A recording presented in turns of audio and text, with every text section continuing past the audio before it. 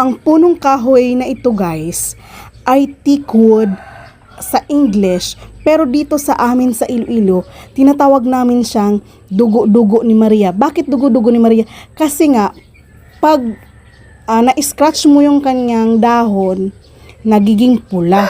Yung dagta niya kasi mapula. Kaya yung tinatawag namin dugo-dugo ni Maria.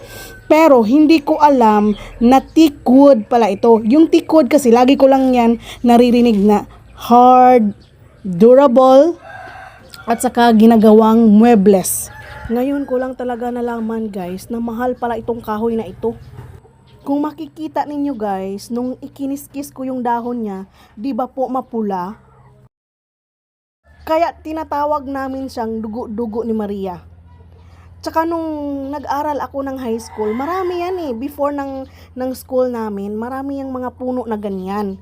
So ngayon ko lang nalaman, nung nagkaedad na ako na, grabe, mahal pala itong kahoy na ito. Nakita ko pala yung aming kapitbahay na namumulot ng bunga kasi nga daw itatanim niya sa kanilang farm.